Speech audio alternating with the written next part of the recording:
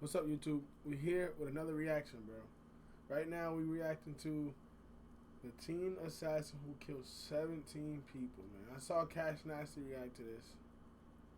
I didn't watch the full video, I just saw it, and I was like, man, that would be interesting. I gotta see this, bro. We gotta see this, bro. We gotta see this, bro. So, I'm gonna get right into it. We're gonna watch it, and we're just gonna break it down and see what it's talking about. And let's get into it. 7th of October 2002, a nurse drops her 13-year-old nephew, Iran Brown, in front of Benjamin Tasker Middle School in Bowie, Maryland.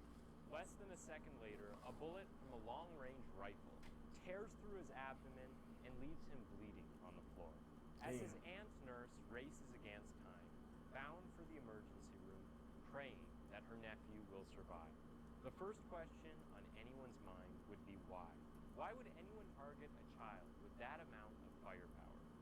But Iran Brown's aunt knew better. There was no method to this madness. Her nephew was just another unfortunate yet random victim of a coordinated killing spree that was ravaging the Washington metropolitan area. And as the police would rightfully fear, her sweet nephew wouldn't be the last. Welcome back to Twisted Minds. My name is James, and today we are going to deep dive into the cold and dreadful violent case of the DC snipers.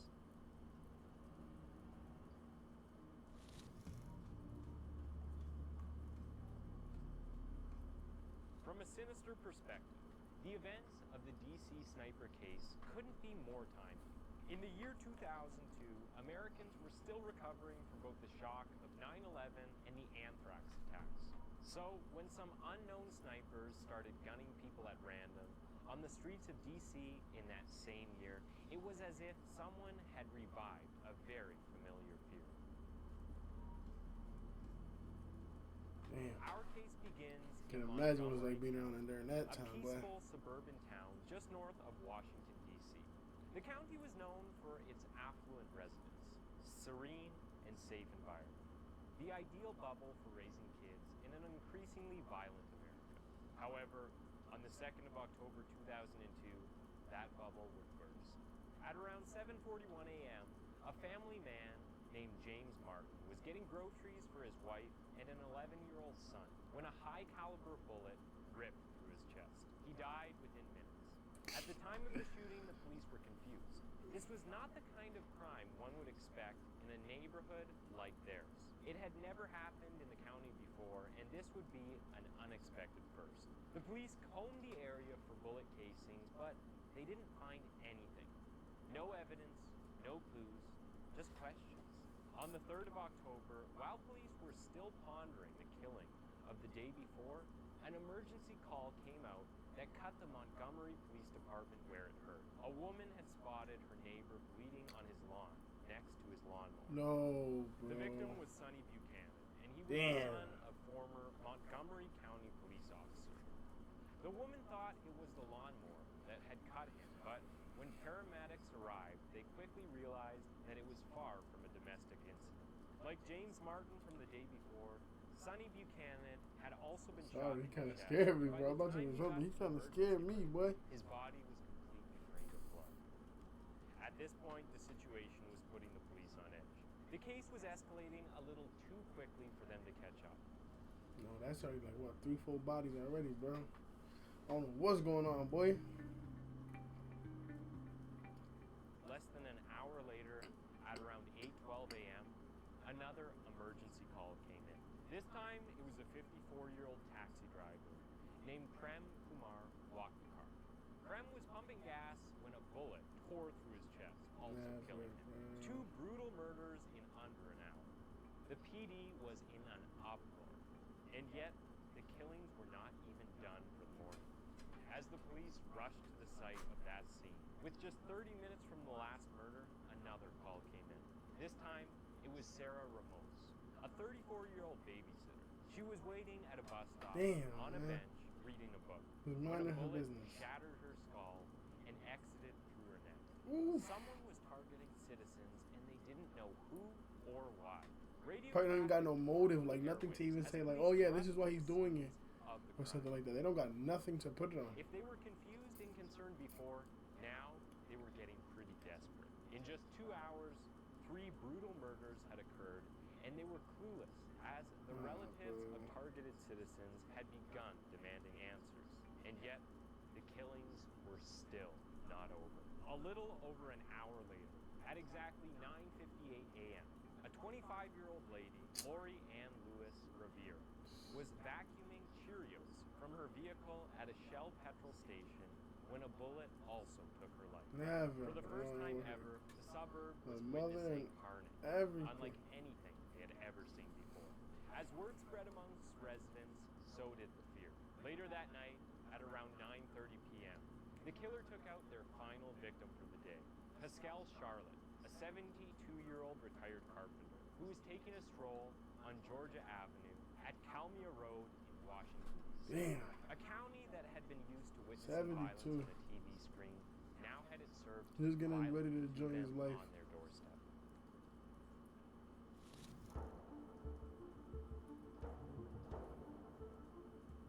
After the end of an unbelievably bloody day, the police began to establish their findings. All the shootings happened so far had happened within a 25-kilometer radius. All victims had been killed by a single high-caliber bullet, which indicated that the killer was a sniper, and this sniper was experienced and tidy. He would strike, then vanish into thin air, leaving no clue behind. With the victims, there was no connection. While the killings were coordinated, Literally it all still appeared random, bro. There was no discrimination amongst the victims that would suggest a biased execution. Pascal was black and elderly. Lori Ann Lewis was both young and white, both completely unrelated and both sharing no ties. It doesn't get more random than that. It was like the sniper was playing the lottery with lives. Those that were murdered were just at the wrong place at the wrong time. Also, these victims were not robbed, which also made the motive of the sniper more obscure. Still, police deployed SWAT teams into the community. Undercover cops were sent into areas where the violence had occurred and its surrounding areas. The police also Imagine being worked around with the DC best around this snipers to time, bro. determine how this killer I was couldn't operating. imagine that like How that, did man. the killer My read condolences those to the attacks families, bro, that dealt It with was the this. suburbs, Even so if it there didn't were happen no to your family, woods imagine in just any living of the around this, kill bro. spots and no tall buildings that they could have used to shoot from. It was during these debates amongst themselves that the police realized that the killer might be in a vehicle. A witness Bro, that's what I'm saying, had like, spoken of a white panel truck in the bro, area you have to when just the think fourth about victim it, was bro. killed. Like, how does this According to even the work, witness, bro? after Sarah Like, they Ramon couldn't even put got a pieces bullet together in the because they head, don't know what's they going saw on. a white panel pickup truck leaving the vicinity. Immediately, the police kicked into action and began searching every white van and every white panel pickup truck they White could van. find. That's As what police I mean. searched for the van, the I don't care what flyby happens. was Those are the taken first from vehicles to get looked the for, bro. community Everybody know was that. paralyzed with fear. Those vehicles In always less be than suspicious. 48 hours, 6 innocent people had been killed, and yet the police had no suspects, no motive, and no clues. However, the worst feeling was the fact that every resident felt like they could be the next victim to suffer the sniper's bullet. The Montgomery County Police Chief, Charles Moose, assigned his most qualified detective, Barney Forsythe, to lead the investigation. Their first major decision was to share as much information they could with the public. Schools went into lockdown, armed guards patrolled the vicinity, and the first clues presented itself. The bullets were traced to a long-range rifle, a weapon like a Bushmaster. Now, Bushmasters are the kind of military rifles that are designed for one specific purpose.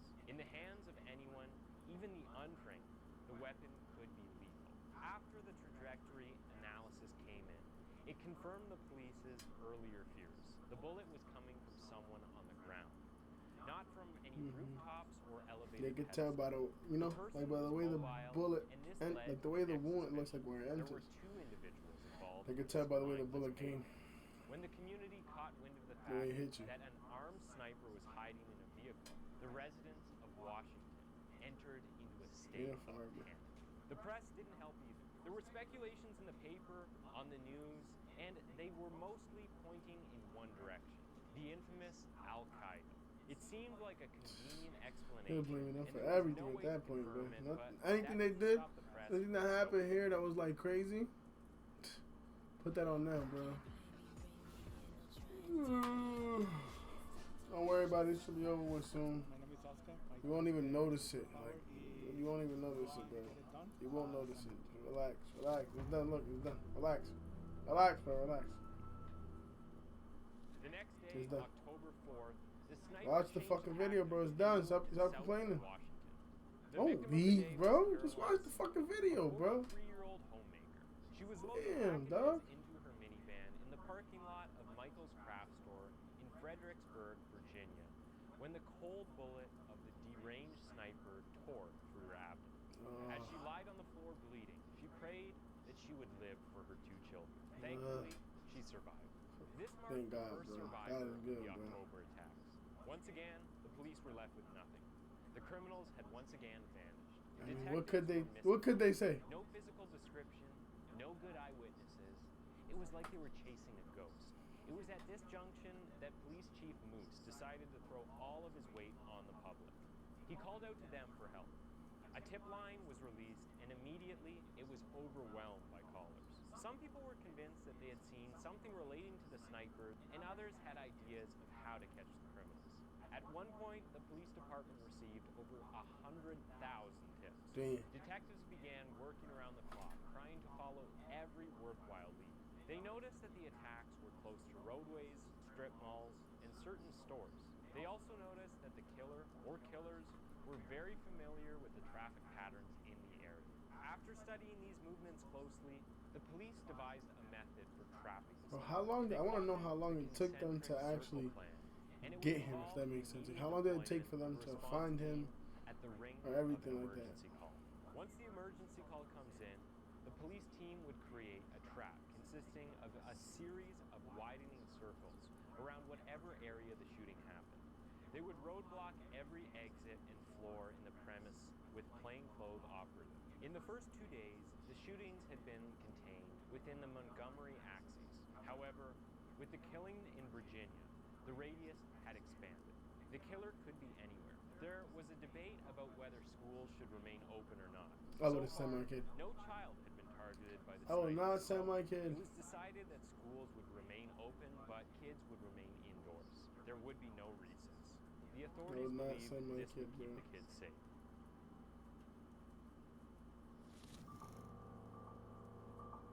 No. On the 7th of October, a 13-year-old Iran Brown had been kicked off the school bus for eating candy.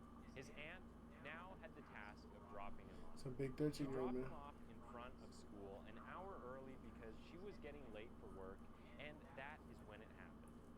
The sniper gunned down the 13-year-old and left him bleeding on the pavement. His aunt raced through traffic and was able to get her nephew into an emergency room. The boy eventually became the second survivor of the DC sniper, but the gravity of the situation was not lost on anyone. The President of the United States at the time, George Bush, condemned the attack.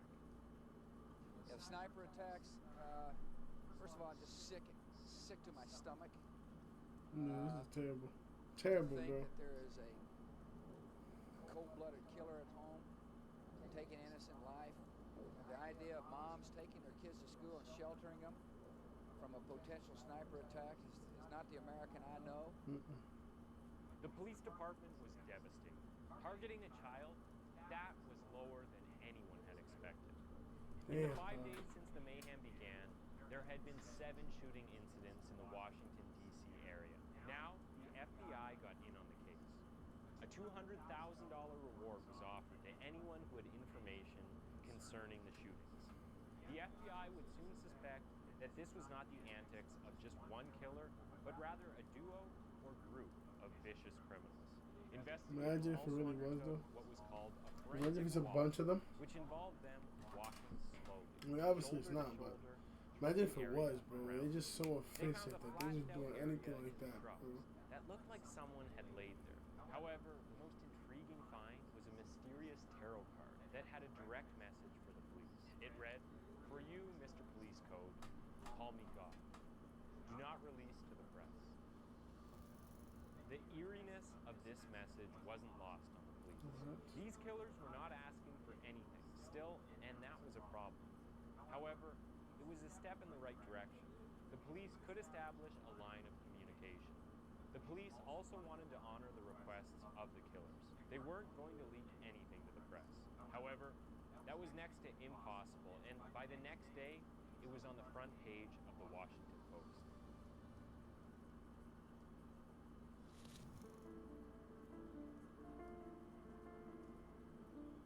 On the 9th of October, 53-year-old vet Dean Myers was driving home on his way from Virginia to Maryland.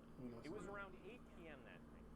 He had stopped to get gas and was pumping it into his car when a .223 caliber bullet ripped through his skull. The police responded by deploying more than 200 investigators to the case. On the 11th of October, Ken Bridges was also at a petrol station in Virginia when he was shot by a sniper. By the 14th, the FBI were the ones who took a hit. Ted Franklin and his wife Linda were loading some newly acquired shelves into their vehicle. Linda was an FBI analyst, remarried, a mother of one, and an expected grandmother. All it took for her to be a victim was to stand still for some seconds Expected as her grandmother, husband bro. tried to find a way to God fit bless. in the shelves. A bullet flew off the right side of her head. She was the 11th victim of the DC sniper. The FBI responded by lobbying the Department of Defense to approve the use of sophisticated military spy planes with high-tech surveillance gear to hunt down the sniper. Meanwhile, the police released sketches of a white van. Eventually, on the 16th of October, hope arrived in the form of a witness. Thank you. A man named Matthew Dowdy gave a description of a Middle Eastern man taking a shot. He said he saw a hardware store close to the vicinity. He also reported that he had seen a white or cream-colored van with a burnt-out rear light. The police immediately informed the public to be on the lookout. However, 2 days later, a detective was reviewing the surveillance tapes from the hardware store when they noticed that Dowdy had appeared on the videotape at 9:21 p.m., which was 3 minutes after the shooting. There was no way he could have seen the killer. Matthew Dowdy was just hungry for media attention, and he was promptly arrested. Once again, that's crazy, bro. He's in. the police ran through He got booked for giving a false tip, bro. Get out of here, dude. Came up with absolutely nothing. However, there was still another silver lining. A man named Robert Holmes was watching coverage of the DC sniper shootings when he had something of an epiphany. He realized that the killer might have been his buddy, John Muhammad, from their days in the army. He also remembered that John owned a long-range rifle, like the one in the news. What, bro? If John was the DC sniper, then Robert could also establish a motive. Wow. What made him make a connection like that? Okay, so now we got the No feet matter to how tie into it, far-fetched bro. it might have sounded, John had an estranged wife who had taken custody of their kids and moved to the D.C., Washington area. Oh. So Robert Holmes called the tip line, but unfortunately, his tip was missed. During the same time, the sniper was also trying to communicate with the police, but he couldn't. There were just too many tips coming in. To make the situation more complicated, there were multiple callers who were also trying to take credit for the crimes. So the killer He began was so to get weird, desperate. bro. As twisted as this might sound, he became concerned that someone else was going to take praise for all of the killings. Yeah, So the next time he called, he brought up an unsolved shooting in Montgomery, Alabama, that happened earlier that year and asked the police to look into the shooting. The police called Montgomery and found out that it was a robbery homicide and that the gun used in the crime was not a high-caliber rifle. The police didn't see any connections. Aside from the different weapons used, the sniper hadn't robbed any of his victims. So it didn't stick and the police disregarded the caller. On the 9th of October, Jeff Hopper and his wife, Stephanie, were driving to their home in Florida when they pulled off the interstate highway They went to Florida? south of Washington. Well, I say, they hunting up there, boy. In their minds, they were clear of the danger zone. They finished their dinner, held hands, and made their way to the car when they heard a gunshot. It took a moment for Jeff to realize that he had been shot in the abdomen, and it took 5 operations and another 18 days for him to survive the attempt on his life. Glory be to This God. would mark the 3rd survivor of the DC Glory be snipers. to God.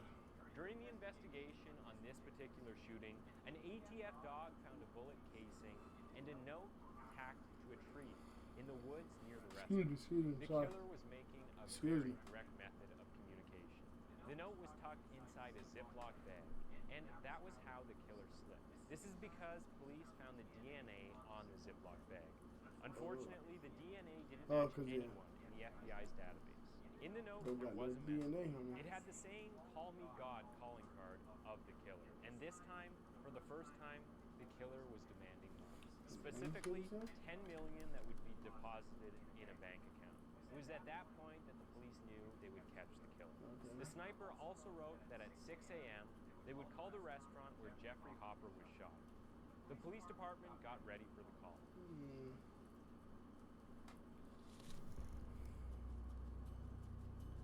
What the heck? Look at them outside the thing. Alright, don't worry about it. We'll be done. We'll be out of here soon. If you want to skip forward, just skip forward, bro. We'll be out of here soon, bro. Don't worry about it. I'm sorry. We'll be out of here soon, bro. We'll be out of here soon. We'll be out of here soon. Look, we're already done. Look, we're already done. We're done. On the morning of the 21st of October, the phone rang, and finally, police and the sniper were in direct contact. The sniper told police to follow the content in the note. They had to follow all of his demands or more people would be killed. Then, he ended the note with a chilling warning. P.S. Your children are not safe. The police were able to track the call to a petrol station. There, they arrested two men. One of the men was driving a white panel truck.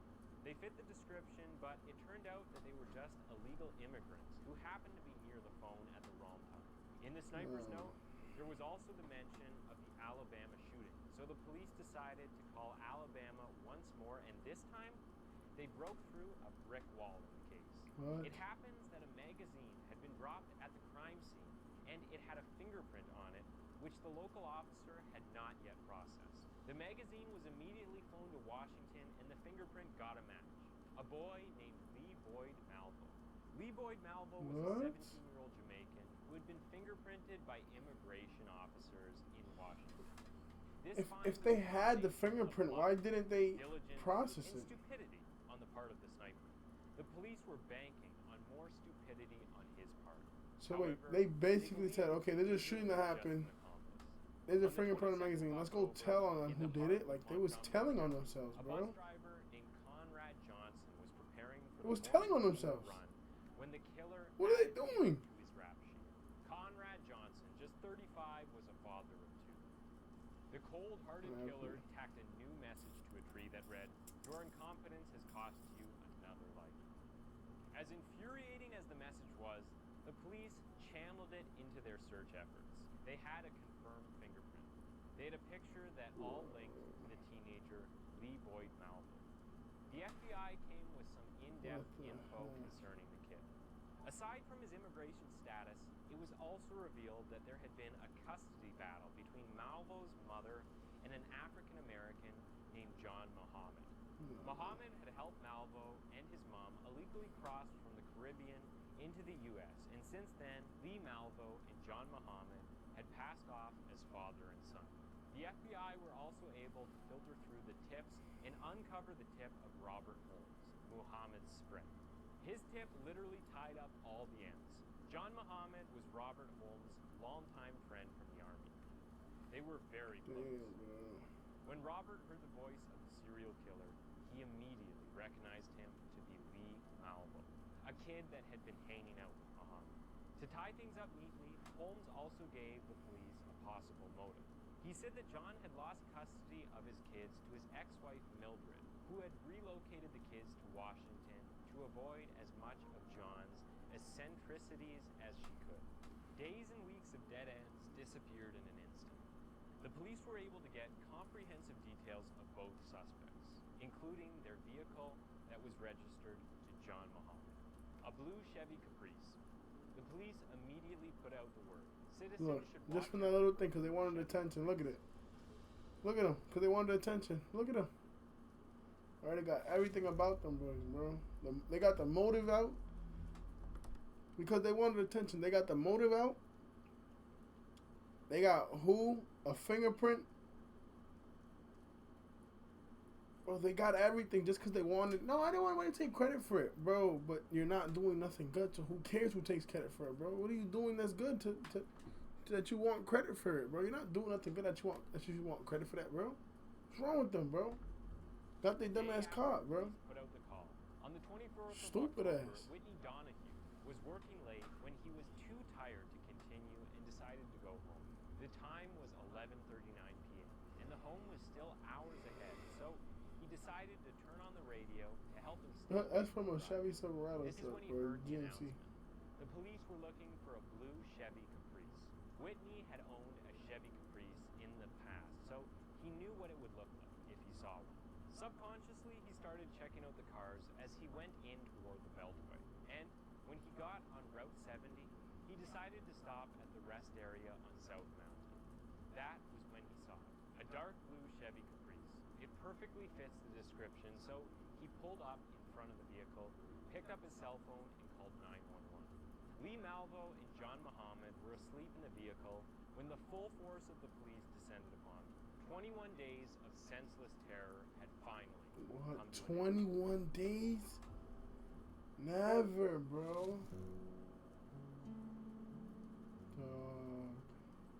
Lee Malvo was just a 17-year-old teenager at the time, and John Allen Muhammad was a 40-year-old man. It was found that Bro, John that's had trained abuse, him bro. for weeks to execute the crimes. I mean, he's 17. He know before he's the doing shootings wrong, in bro. But October, 40-year-old Muhammad man and using a Malvo kid for had doing that, also what they gotta shot do, 6 bro? people between February to around October. The shootings were so few and far in between when compared to the October serial shootings that the killers were able to slip under the radar undetected. Through the October killings, they had drilled a hole in the trunk of the Caprice that allowed for Lee Malvo to contort himself as John Muhammad took the wheels. During interrogations, Malvo refused to talk at first. However, when he began talking, he would begin to brag. He talked about how he would fast before each killing because it improved his aim. He also spoke about how they planned to execute 5 killings in one day in an effort to overwhelm the police. Then he Dog, began what the speaking fuck, about his bro? relationship with John Allen Muhammad. Sometimes he would call him father, and other times he would call him his best friend. He said that Muhammad taught him everything he knew. Bro, I'm so Investigators shocked, believe bro. the killing spree was a twisted Like, there's plot no by John remorse in Muhammad this to young, kill this his young, ex-wife you and know? get his children back. Their first victim in February was the niece of a friend of his ex-wife, who had convinced her to relocate to Washington. His plan must have been to include her as one of the random victims, thereby giving him a path toward reclaiming his kids.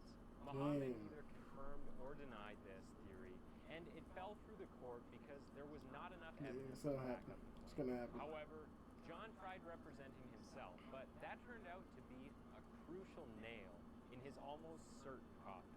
In 2004, John Allen was later sentenced to death by a Virginia Death, court, bro, and that's on the what 10th you of get, bro. November, I'm sorry, he was man. executed Forgive by me, lethal Lord, but injection. what the heck, bro? Yo, what they gonna do for the boy? On the other hand, Lee Malvo continued to spill. In his testimony, he spoke about Muhammad's multi-phase plan. Phase 1 consisted of meticulous planning. They were supposed to kill 6 white people a day for 30 days, but that didn't work out because several logistical issues like heavy traffic, a clear line of shot, and an escape route at their kill spots. They ended up resorting to the equally devastating mayhem of October. He looked Then different was almost also every picture I phase see 2, of him, what was bro. supposed to happen after the events of October in Baltimore, Maryland. These sick and twisted individuals planned to kill a pregnant woman by shooting her in the stomach. Then they would shoot a Baltimore police officer, after which they would plant and detonate a funeral service, which would have several other officers present. The What third the and last heck, phase dude? was where the 10 million would come in handy. They were going to extort millions from the U.S. government, then travel north to Canada. Somewhere along the way, they would stop at an orphanage or YMCA and recruit impressionable young black boys, which John would then brainwash as he did for Malvo. After which, they would go all the way to Canada, train in weapons and stealth, then unleash unprecedented chaos in many different cities in America. What, bro? Thankfully, none of that happened. Thank God, The bro. 17-year-old Lee Boyd Malvo received a life sentence 2 years later. A Maryland court sentenced him to 6 consecutive life terms, and the carnage of October 2002 was filed into the annals of history. Bro, what the fuck? Thanks for tuning in to Dog. They plan to do what after, bro? Go to all these different cities and do what? train in Canada in the mountains doing what? Bro, I hope we never experience nothing like this, bro, because this is outrageous, bro. Outrageous, bro. Alright, man. Y'all saw the video. I don't know what you can say about it. I don't know what to say about it. It was honestly one of the most... I don't know, bro. I don't know if somebody can sit there and just do that, bro. Like, I don't know, bro, but they locked up now. That's all we can say. We're going to end it like this. We're going to end it, keep God first, but pray in private. Spread the word, but pray in private. Alright, y'all boys. We out here.